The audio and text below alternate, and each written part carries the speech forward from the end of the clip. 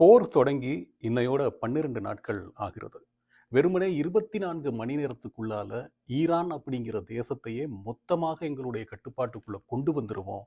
அதுக்கான எல்லா ஏற்பாடுகளையுமே நாங்க செய்துட்டோம்னு சொன்ன உலகத்தின் மிகப்பெரிய வல்லாதிக்க சக்தி அமெரிக்கா மற்றும் அதனுடைய துணை நாடு இஸ்ரேல். 12 நாட்கள் ஆகியும் இந்த போருடைய திசை எங்க தான் போகுது என்பது கூட சரியாக புரிந்து கொள்ள முடியாத ஒரு துர்பாகிய நிலைக்கு தள்ளப்பட்டிருக்கிறது. மத்திய கிழக்கு முழுக்க வளைகுடா சிம்பிளா சின்னதா முடிச்சிடலாம் அப்படின்னு சொல்லி நினைச்சு இறங்கிய ஒரு உலகத்தின் வல்லாதிக்க படையொன்று ஒரு தனித்து விடப்பட்ட தேசத்துக்கு முன்னால என்ன செய்யறதுன்னு தெரியாம இன்னைக்கு நிலை குலைந்து போய் நிற்குது. உண்மையிலேயே வளைகுடா போரில் என்ன நடந்து கொண்டிருக்கிறது? ஈரான் இந்த போரில் சரணடைய போகிறதா? தோற்றுவிட்டதா? அப்படியும் இல்லைனா அமெரிக்கா சொல்வது போல, ட்ரம்ப் கடைசியாக சொல்வது போல ஈரானின் சகல கட்டமைப்புகளையும் நாங்கள் முடக்கிட்டோம், உடைச்சிட்டோம், நொறுக்கிட்டோம், இனி ஈரான்ல நாங்கள் வெல்றதுக்கு எதுவுமே இல்லைன்னு சொல்றாரு. இதுதான் உண்மையா? இல்லை இஸ்ரேல் பிரதமர் பெஞ்சமின் நெத்தன்யாஹுவுக்கு என்ன நடந்தது? அவர் உயிரோட இல்லை என்று வலிமையான ஆதாரங்கள் ஈரான் பக்கம் இருந்து கொடுக்கப்பட்டு கொண்டிருக்குது. ஆனாலும் அவர் உயிரோட தான் இருக்கிறாரு என்பது போல இஸ்ரேல் சொல்றது. உண்மையிலேயே இந்த போர் எந்த திசையை நோக்கி நகருது? வெல்கம் டு ஆதி டிவியின் சமர்க்களம்.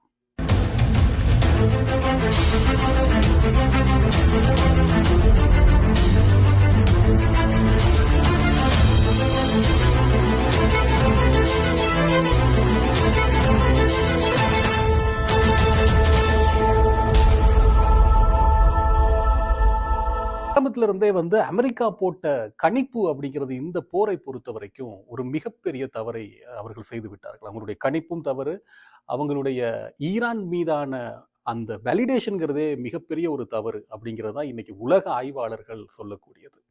அயத்துல்லா கொமேனி அப்படிங்கிற அவங்களுடைய சுப்ரீம் லீடர், ஈரானினுடைய சுப்ரீம் லீடர் கொல்லப்பட்ட உடனேயே அது உண்மையிலே ஒரு பியூட்டிஃபுல் அட்டாக். ஒரு மனித கொலை தான், இருந்தாலும் இராணுவ ரீதியில் பார்க்கும்போது அது ஒரு மிகப்பெரிய ஒரு சாதனை தான். அமெரிக்காவை பொறுத்த வரைக்கும் மிக துல்லியமாக அவரை டார்கெட் பண்ணி, அதாவது ஒரு நாட்டினுடைய சுப்ரீம் லீடர், அதுவும் அணு ஆயுதத்தை தன்னிடம் வைத்திருக்கிறார்கள் என்று சொல்லக்கூடிய ஒரு நாடு, அந்த மாதிரி ஒரு நாட்டுக்குள்ள அப்படி ஒரு சுப்ரீம் லீடருக்கு எவ்வளவு பெரிய பாதுகாப்பு இருக்கும் இல்லையா? ஆனால் அவ்வளவு பெரிய பாதுகாப்பையும் மீறி அமெரிக்கா ஒரு மாபெரும் இராணுவ சாதனையை செய்தது. ஒரே தாக்குதல்ல அயத்துல்லா அல் கொமேனியினுடைய மொத்த குடும்பத்தையும் அவங்க காலிப்பட்டாங்க. அமெரிக்காவை பொறுத்த வரைக்கும் அல்லது மொசாடை பொறுத்த வரைக்கும் அயத்துல்லா கொமேனி அப்படிங்கிற ஒரு தனி மனிதருடைய கட்டமைப்பு தான் இந்த ஈரான் அப்படிங்கிற தேசம் அப்படிங்கிறது அவங்களுடைய எண்ணம். ஸோ அந்த எண்ணத்தினுடைய ஒரு வெளிப்பாடாகத்தான் போர் ஆரம்பிக்கும் போதே ட்ரம்ப் ஒரு விஷயத்த சொல்றாரு, 24 மணி நேரத்துக்குள் நாங்க ஈரானுடைய போரை முடிவுக்கு கொண்டு வருவோம், சரணடைங்கன்னு. இந்த முழு வார்த்தைகளும் பார்த்தீங்கன்னா அயத்துல்லா கொமேனியை அவங்க டார்கெட் பண்ணிட்டாங்க அப்படிங்கிறதுக்கான அர்த்தம் தான். ஆனால் அங்கே தான் ஆச்சரியம் காத்திருக்கு. அயத்துல்லா கொமேனி சுப்ரீம் லீடராக இருந்து அவர் மரணிச்சதுக்கு அப்புறமா எங்கேயுமே அவங்களுடைய கட்டமைப்பு செதறவே இல்லை. அவங்க துணிச்சலா மறுபடியும் திரும்ப தாக்க தொடங்கிட்டாங்க. அமெரிக்காவை பொறுத்த வரைக்கும் ஆய்வாளர்கள் சொல்வது என்ன அப்படின்னா, இது கொஞ்சம் கூட ட்ரம்ப் எதிர்பார்க்கல. ஒரு தலைமை போயிடுச்சு, அதனுடைய கட்டமைப்பு செதறிடுச்சு. ஏன்னா அயத்துல்லா கொமேனிக்கு பக்கத்துல சுப்ரீம் லீடரா இருந்திருக்கக்கூடிய இராணுவ கமாண்டர்ஸ், அவங்களுடைய உளவுத்துறையை சேர்ந்தவங்க, இப்படி பல பேர் கொல்லப்பட்டுட்டாங்க. ஆனா ஈரான் திரும்பவும் மறுபடியும் தாக்க தொடங்குது. அதுவும் ஈரான் ரொம்ப கிளெவரா வளைகுடாவில் அமெரிக்காவுக்கு ஆதரவாக இருக்கக்கூடிய முஸ்லிம் நாடுகளினுடைய ஆதரவு தளங்களை, அமெரிக்க இராணுவத்தினுடைய தளங்களை டார்கெட் பண்ணி அவங்க அட்டாக் பண்ணதும், துபாய் மாதிரியான, எமிரேட்ஸ் மாதிரியான உலகத்தின் பாதுகாப்பான நகரங்கள், நாடுகள்னு சொல்லப்படக்கூடிய இடங்களினுடைய பொருளாதார முக்கியத்துவம் வாய்ந்த இடங்களை குறி வச்சு தாக்குறதும், இந்த மாதிரி ஒரு மல்டிபிள் அட்டாக் அவங்க செய்ய தொடங்கிட்டாங்க. இன்னும் ஒரு பக்கம் அயத்துல்லா கொமேனி சுப்ரீம் லீடர் மரணிச்சதுக்கு அப்புறமா அவங்களுடைய அடுத்த தலைவரை தேர்வு செய்யறதுக்காக கூடின அந்த ஒரு கூட்டம், அந்த கூட்டத்திலையும் இவங்க பாம்பிளாஸ்ட் பண்ணி பல பேரை கொண்டுட்டாங்க. எனவே இந்த போர் எவ்வளவு காலத்துக்கு நீடிக்கும் அப்படிங்கிற ஒரு கேள்வி வந்தது. எந்த நேரத்திலையும் ஈரான் சரணடையலாம் அப்படிங்கிறப்போ அடுத்த அதிர்ச்சி காத்திருக்கு. தொடர்ந்து ஈரானினுடைய வான் பாதுகாப்பு கட்டமைப்பு, அவங்களுடைய கப்பற்படை, கடற்படை, இதெல்லாம் 85% மேல சேதமாக்கப்பட்ட பிறகும் இன்னமும் ஈரான் துணிச்சலாக இந்த களத்துல நிற்குது.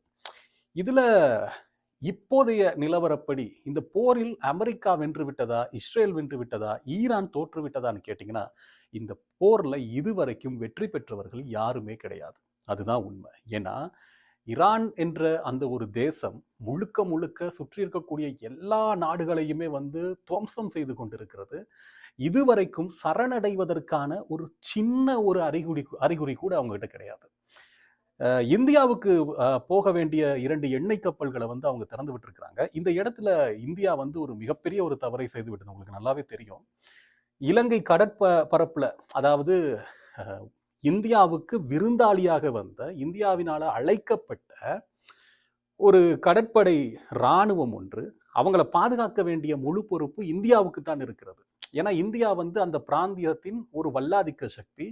இந்து சமுத்திரத்துல அவர்களுடைய பலம் என்பது மிக மிக பெரியதுங்கிற பட்சத்துல அந்த வந்த போர்க்கப்பலையும் அதனுடைய வீரர்களையும் காப்பாற்றி இருக்க வேண்டியது இந்தியாவினுடைய கடமை மட்டும் இல்ல, இந்தியாவினுடைய கௌரவம். ஆனா அண்மை காலமா இந்திய பிரதமர் மோடி அவர்களும் ட்ரம்ப் அவர்களும் அந்த போட்டுக்கிட்ட அக்ரிமெண்ட்டுக்கு பிறகு பாரதிய ஜனதா கட்சியும் சரி, இந்திய அரசும் சரி, பெரும்பாலும் அமெரிக்க ஆதரவு தளத்துல வீழ்ந்தே போயிருக்காங்க. அதான் உண்மை.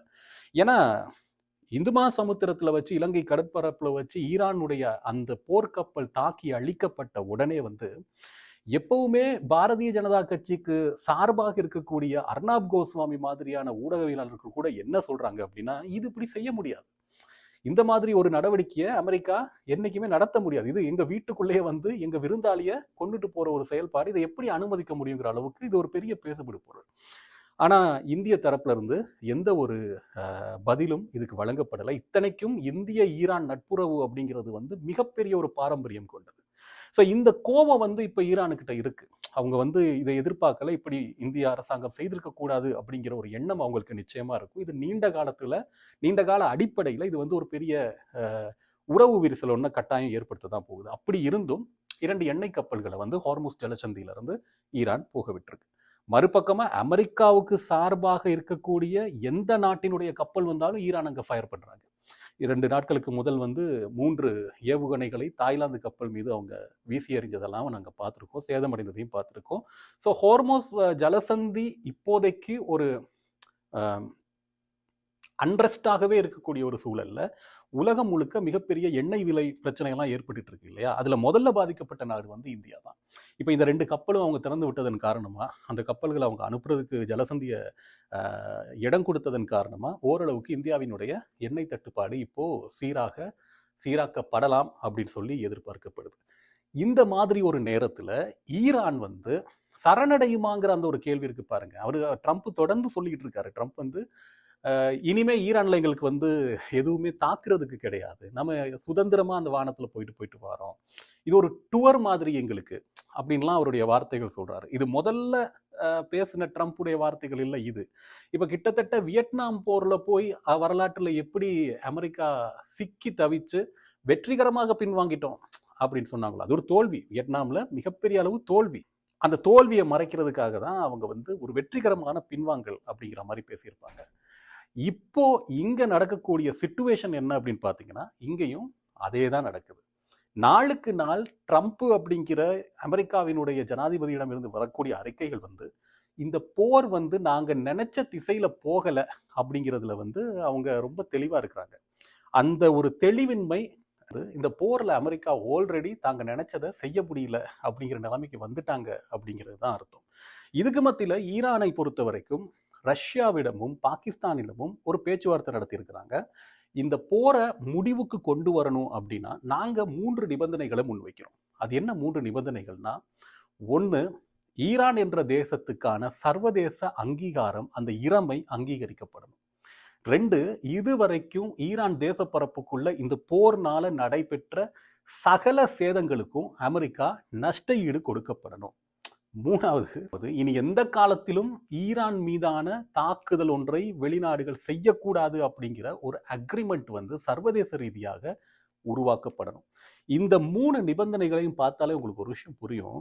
இது தோத்து போனவன் பேசுற பேச்சு இல்லை, இது சரண்டர் ஆகக்கூடியவன் பேசுற பேச்சு இல்லை. கிட்டத்தட்ட 85% அதிகமான ஒரு ஒரு பேரிழப்பை சந்தித்திருக்கக்கூடிய ஒரு நாடு இன்னமும் இவ்வளவு துணிச்சலா பேசுது அப்படின்னா இது கண்டிப்பா இன்னும் அவங்களுடைய கட்டமைப்புல எந்த சிதைவும் ஏற்படல. அவங்க இன்னும் இந்த போரினுடைய திசை தனக்கு சார்பா மாறும் அப்படிங்கிறதுல உறுதியா இருக்கிறாங்க அப்படிங்கிறது தான் சொல்லுது. ஸோ இப்போதைக்கு வளைகுடால நடந்துட்டு இருக்கக்கூடிய இந்த அன்ரெஸ்ட் சிச்சுவேஷன் அப்படிங்கிறது முடிவுக்கு வருவதற்கான எந்த முகாந்திரங்களும் தெரியல. இந்த போர் இன்னும் ஒரு சில நாட்கள், ஒரு சில வாரங்கள் நீடிச்சது அப்படின்னா, நிச்சயமா உலக பொருளாதாரத்துல மட்டும் இல்ல, ஒவ்வொரு வீட்டுக்குள்ளேயும் இந்த பிரச்சனை தெரிய தொடங்கும்.